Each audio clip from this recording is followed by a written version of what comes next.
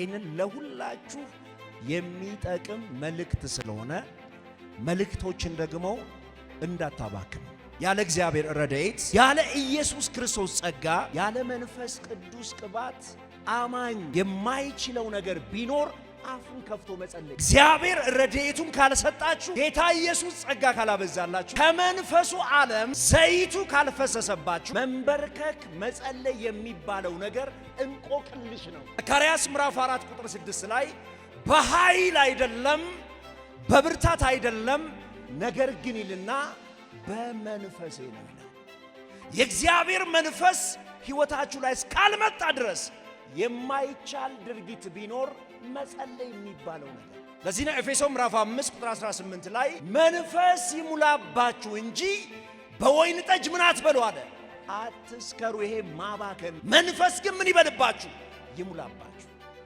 ቤተ ክርስቲያን እግዚአብሔርን በሚናፍቁ ሰዎች እንጂ በባለ ጉዳዮች መሞላት የለባት። ቸርች በእግዚአብሔር ፍቅር የወደቁ ሰዎች መሰብሰቢያ እንጂ ሁልና ማስረጃ አይደለም። በፍጹም ልትሆንም አትችልም። የባለ ጉዳዮች መሰብሰቢያ አይደለችም ቤተ ክርስቲያን። ቸርች ፍቅሩ የጣላቸው ሰዎች መሰብሰቢያ ናቸው። በእግዚአብሔር ፍቅር የወደቁ ሰዎች አምላክን የሚባርኩበት ስፍራ ነው ይሄ ስፍራ። ብዙ የጸሎት ሕይወታችሁ ላይ አቅም ያጣችሁበት አንድ ጉዳይ ቢኖር እግዚአብሔር። አብዛኛው ትውልድ ሕይወት ላይ ያለ ጉዳይ ያስፈልጋል። ጉዳይ ካለ ብቻ ጾም የሚያዝ፣ ጉዳይ ካለ ብቻ ቸርች የሚመጣው አጋንንት ያጋጨን ቀን ነው ቤተክርስቲያን የምታምረው። የታለህ የሚባለው እግዚአብሔር። እንደ ዳዊት አይነት ትውልድ ነው እዚህ ቤት መምጣት ያለበት። መስቀል ላይ ለተገለጠልህ ፍቅር፣ ላሳየ ፍቅር ምላሽ የምትሰጥበት ስፍራ ነው።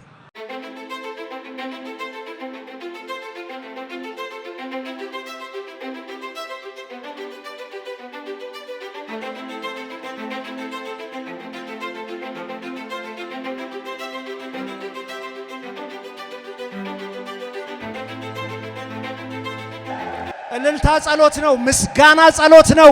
ዝማሬ ጸሎት ነው። ጸሎት ነው። የምስጋና ጸሎት የሚባል የምስጋና ጸሎት ነው ወዳጅ። እልል በቃ አንዳንዶቻችሁ ሲያቅታችሁ ነው የምነግራችሁ። በቃ ይሄ እልል በሉበት።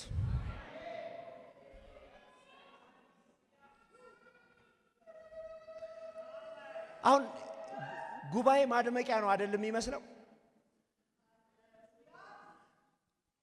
ቲፎዞ እግዚአብሔር ኳስ ሜዳ ገብቶ እኛ ደግሞ እየደገፍ ነው አይደለም። እልል ይችላል እያላችሁ ነው። በሞተው ነገሬ ላይ፣ ባከተመው ጉዳይ ላይ፣ በተቀበረው አጀንዳዬ ላይ የእንደገና አምላክ ትንሣኤ ማድረግ ይችላል።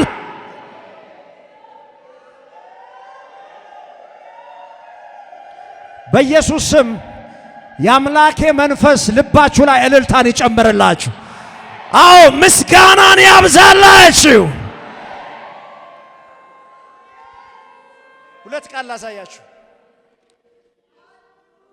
ፊልጵስዩስ ምዕራፍ 4 ቁጥር 6 ላይ በነገር ሁሉ በጸሎትና በምልጃ ከምስጋና ጋር ከምን ጋር? ከምስጋና ከልልታ ጋር ከጭብጨባ ጋር ከስድገት ጋር ምንም በተፈጠረባችሁ ጉዳይ ላይ፣ በሰበራችሁ ጉዳይ ላይ፣ ባዘናችሁበት ጉዳይ ላይ፣ በተነጠቃችሁት ጉዳይ ላይ በጸሎትና በምልጃ ከምን ጋር አለ? ከምስጋና ጋር የሚያስጨንቃችሁን ጉዳይ ለእግዚአብሔር ምን በሉ? አቅርቡ። ከምን ጋር? ከምስጋና ጋር እንጂ በአንዳች ምን አትበሉ፣ አትጨነቁ። ከማስተዋል የሚያልፍ የእግዚአብሔር ሰላም በክርስቶስ ኢየሱስ ነው ልባችሁንና ሐሳባችሁ ምን ያደርገዋል? ጥያቄው ላይ ምስጋና ሲጨምሩበት መንፈስ ቅዱስ ይመጣና የአምላክን ሰላም ይሞላቸዋል አለ። ከምስጋና ለዚህ ነው ሰይጣን ብዙ ልል እንድትሉ የማይፈልገው። አንዳንዱ በዓመት አንድ ጊዜ ነው ልል የሚለው። እሱም ዘመን ጳጉሜ ላይ ምናልባት በዚህ ዓመት እግዚአብሔር ቢሰራልኝ ብሎ አይወጣውም። እልልታ በነገራችን ላይ ከበሮ የሚያስመታ ነገር ሲሆን የሚደረግ ድርጊት አይደለም። እልልታ በባዶ ሜዳ የሚቀርብ ነገር፣ እግዚአብሔርን ትችላለህ የምትሉበት፣ የኔ አምላክ ሁሉን ቻይ ነው የምትሉበት ነው አይደል? ሁለት የምታውቋቸውን ቃሎች ላሳያችሁና ጸልየን እንጨርስ። ዕንባቆም እንዴት ጥያቄውን ወደ እግዚአብሔር እንዳቀረበ ጅሎች አይደሉም። እግዚአብሔርን እንዴት መቀስቀስ እንዳለባቸው ያውቃሉ።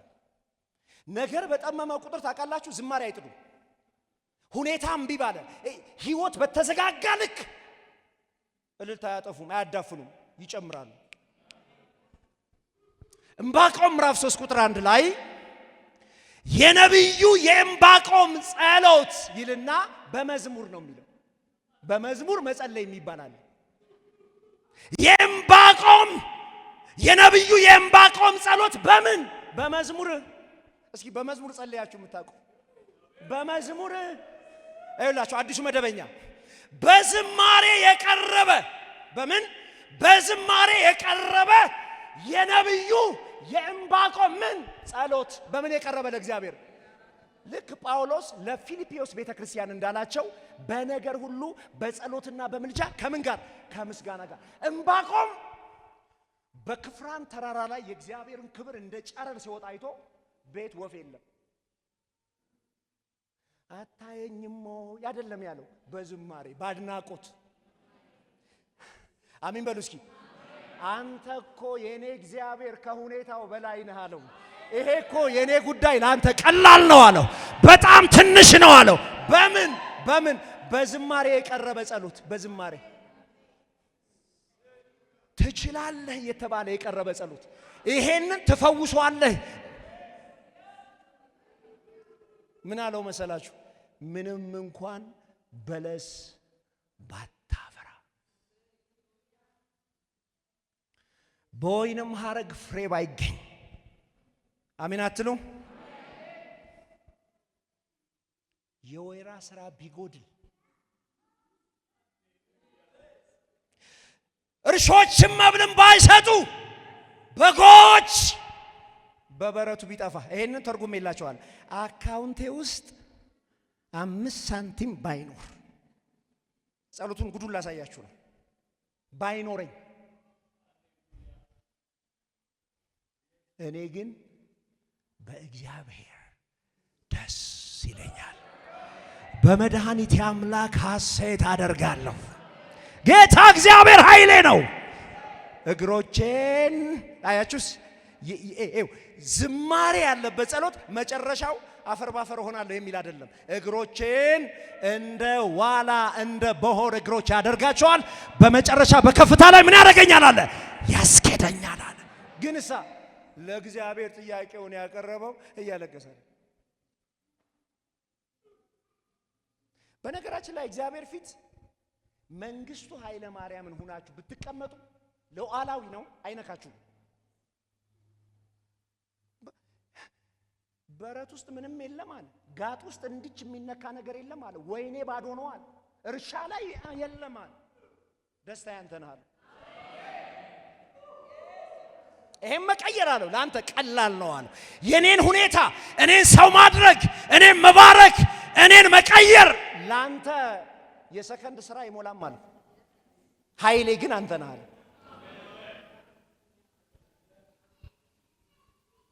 እሺ በጣም የምታውቋቸው ቃላቶች ናቸው። ሰዎቹ ግን እግዚአብሔር ፊት ጥያቄ ይዘው ሲገርቡ ርር እያሉ አይደለም። ምን አርጌህ ነው እያሉ አይደለም። ምን አርጌህ ነው እያሉ አይደለም። ምን ሆነ ነው እያሉት አይደለም።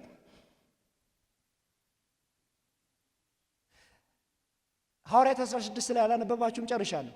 እነ ጳውሎስና ሲላስ ታስረው፣ እሱን ቃል ግን አንብባችሁታል። ታስረው እጅ ታስሮ እግር ታስሮ፣ ዝማሬ ግን ሰይጣን ማሰር አይችልም። ዝማሬያችሁን የምታስሩት እናንተ ናችሁ። ምስጋናችሁን ከዋጣችሁት የምትጡት እናንተ እንጂ ምንም አይነት መከራ መጥቶ እግር ሊያስር ይችላል። ሰው እንደሚሮጠው ላትሮጡ፣ ሰው እንደሚሆነው ላትሆኑ፣ ሰው እንደሚወጣው እንደሚገባው ላይሆንላችሁ ይችላል ጉዳይ። ግን ያ ጉዳይ አምልኮ መቀማት አይችልም። ምን ይላል የእግዚአብሔር ቃል?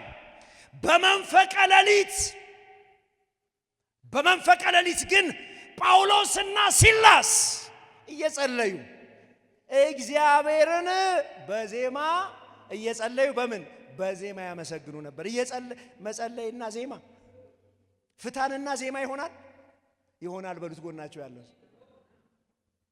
እስረኞችም ያደምጧቸው ነበር። ድንገትም የወህኒ ቤቱ መሰረት እስኪናወጥ ድረስ ታላቅ የምድር መንቀጥቀጥ ሆነ። በዚያን ጊዜም ደጆች ሁሉ ተከፈቱ፣ የሁሉም እስራት ተፈታ። በዜማ ነው የሚጸልዩት።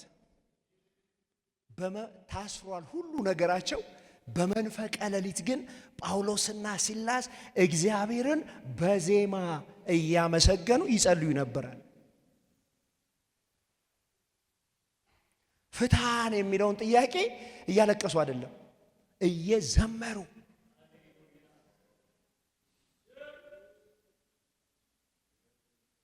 ልክ ሁሉን ትችላለህ የሚለውን የእግዚአብሔርን ባህሪ በአምልኮ ለውሰው ጸሎቱን ሲያቀርቡለት በጣም ይገርማል። በነገራችን ላይ የእስር ቤቱ መሰረት ነው የሚለው ፋውንዴሽኑ እዚህ እኔ ሰርቻለሁ። እሱ ተንቀሳቀሰ ነው የሚለው።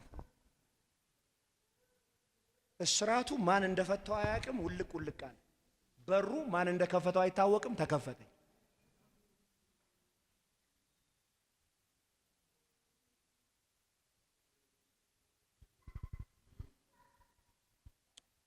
ከዚህ በኋላ ያሉ ጸሎቶችን ይሄ አልፈታ አልመለስ አልሆነ ያለውን በሙሉ ምስጋና መዝሙር ጎናቸው ያለ ሰው መዝሙር ስራበት ይላል የሥራው ጌታ እግዚአብሔር።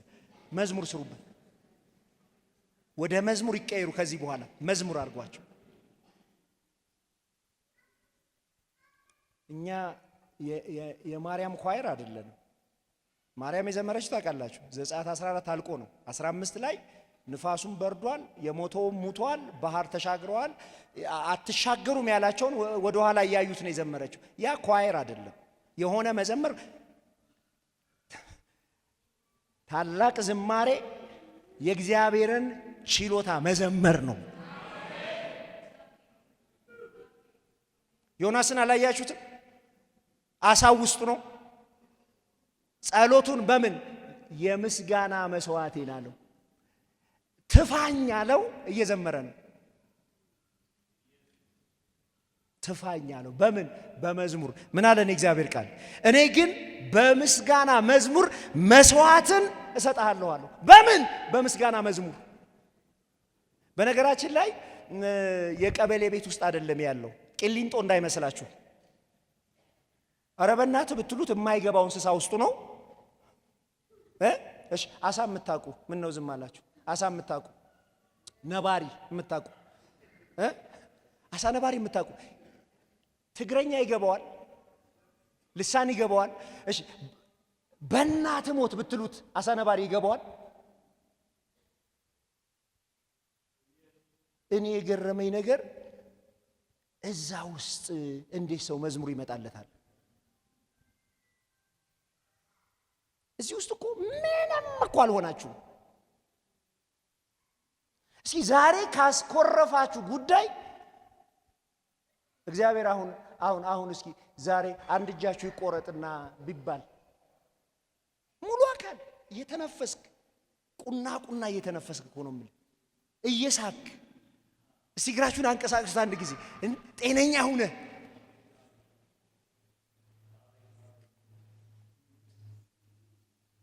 እላሽ ዛሬ እኛ ጋር ተገኝተው ማጨብጨብ እየፈለጉ አራት ቤት ያሉ ሰዎች አሉ። የተለያችሁ ፍጥረት ስለሆናችሁ ሳይሆን እድለኛ ስለሆናችሁ ነው እዚህ ያለው። እኔ ግን አለና ምን አለን? በምስጋና መዝሙር መስዋዕትን እሰጥሃለሁ አለው። በምስጋና መዝሙር እግዚአብሔር ለዘላለም የተባረከ ይሁን።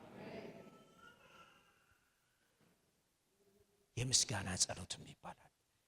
ምን አይነት ወቅት ላይ የሚጸለይ መሰላችሁ? ነገር ጠመም ሲል እምቢ ሲላችሁ ነገር አልስተካከል ሲል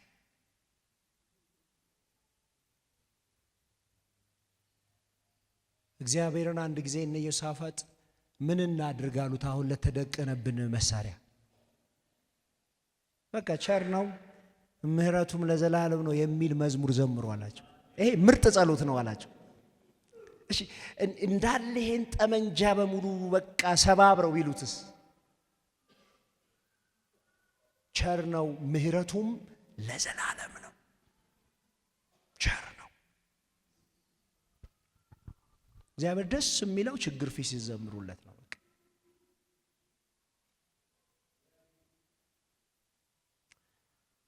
ዛሬ 7 ሰዎች በዚህ አይነት ቅባት ይቀባሉ።